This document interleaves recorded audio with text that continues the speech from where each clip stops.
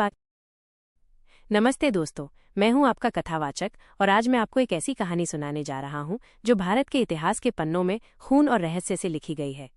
ये कहानी है राजस्थान के एक वीरान और डरावने महल की, जिसका नाम है महालय, और इसका इतिहास मुगल सल्तनत के एक ऐसे श्राप से जुड़ा है जो आज भी वहां की हवाओं में गूंजता है। अपनी आंखें बंद कीजिए और कल्पना कीजिए, 1 घंटा, सिर्फ 1 घंटा, और आप इस अंधेरे और डरावने महालय में मेरे साथ होंगे। महालय का अभिशाप, मुगल बादशाह के प्रेत का बदला। परिचय। कहानी की शुरुआत 17वीं सदी में होती है, जब मुगल बादशाह शाहजहां अपने बीमार बेटे दारा शिकोह के साथ अपने आखिरी दिन गिन रहे थे। मुगल साम्राज्य की सत्ता का खेल शुरू हो चुका था और इस खेल में एक दूसरे के खिलाफ खड़े थे दारा शिकोह और उनके भाई औरंगजेब। लेकिन इतिहास का पहिया एक अलग ही दिशा में घूम रहा था। अध्याय 1, विश्वासघात का श्राप। साल 1658 दारा शिकोह युद्ध हार चुके थे और अपनी पत्नी के साथ दौलताबाद के किले में छिपे हुए थे। उनके साथ था उनका सबसे भरोसेमंद सिपाही कासिम अली, जिसने दारा को धोखा दिया था और औरंगजेब के साथ हाथ मिला लिया था। एक रात कासिम ने दारा को एक गुप्त रास्ते से ले जाने का वादा किया। दोनों अंधेरे जंगल से गुजरते हुए एक वीरान और डरावने महल में पहुंचे। दारा ने पूछा, ये कौन सा महल है कासिम? कासिम ने मुस्कुराते हुए जवाब दिया, ये आपकी नई दुनिया है। कासिम ने दारा को धोखे से महल के एक अंधेरे तहखाने में बंद कर दिया और उनकी पत्नी को अगवा कर लिया।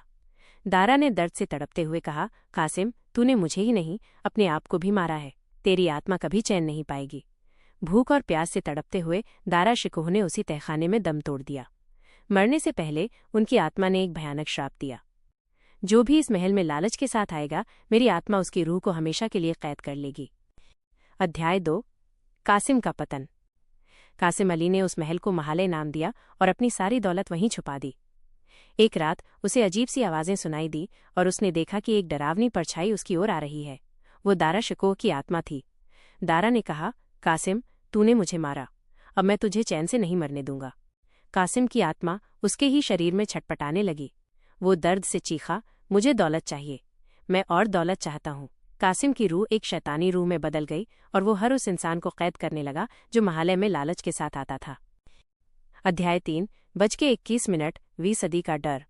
आज महालय भूतों का गढ़ बन चुका है। साल 2023 एक लालची पुरातत्वविद डॉक्टर अर्जुन मल्होत्रा अपने 2 शिष्यों रिया और कबीर के साथ महालय पहुंचे। उनका मकसद था वहां का छुपा हुआ खजाना ढूंढना। जैसे ही वे महल के अंदर गए, एक अजीब सी ठंडक ने उन्हें घेर लिया। एक रात अर्जुन को एक लड़की की आवाज सुनाई दी, भैया मुझे बचाओ। ये आवाज दारा की पत्नी की थी। उसने अर्जुन को कासिम के धोखे की कहानी बताई। अर्जुन ने उस पर यकीन नहीं किया। तभी दारा की आत्मा की आवाज गूंजी, तुम्हारा लालच तुम्हें यहां से जाने नहीं देगा। अध्याय 4, रूहों की लड़ाई। रिया और कबीर ने अर्जुन को ढूंढना शुरू किया। उन्हें एक कमरे में दारा की पुरानी डायरी मिली जिसमें श्राप का जिक्र था। रिया को एक तस्वीर में एक डरी हुई लड़की दिखी और जैसे ही उसने उसे छुआ, तस्वीर में से एक आवाज आई, कासिम की रूह तुम्हें पकड़ लेगी। कबीर को अर्जुन उस तहखाने में मिला जहां दारा की मौत हुई थी। वहां कासिम का जला हुआ शरीर पड़ा था और उसकी आत्मा ने कबीर को पकड़ लिया। मैं तुम्हें भी कैद कर लूंगा, कासिम की रूह चीखी। अध्याय 5, मुक्ति का रास्ता। रिया समझ चुकी थी कि कासिम की आत्मा को शांत किए बिना वे बच नहीं सकते। उसने कासिम से कहा, तुम्हारा लालच ही तुम्हारी सबसे बड़ी कमजोरी है। दारा की आत्मा ने रिया को एक पुरानी किताब दी जिसमें श्राप को खत्म करने का मंत्र लिखा था। रिया ने मंत्र पढ़ना शुरू किया, ओम शांति शांति शांति। जैसे ही मंत्र गूंजा, कासिम की आत्मा कमजोर होने लगी और उसका शरीर गायब हो गया। दारा की आत्मा ने रिया और कबीर को धन्यवाद दिया और उन्हें बाहर जाने का रास्ता दिखाया। जब वे महल से बाहर निकले तो उन्हें एहसास हुआ कि उन्होंने 1 साल से ज्यादा समय उस जगह में बिता दिया था। आज भी महालय राजस्थान में है और वहां सिर्फ सन्नाटा और सुकून है।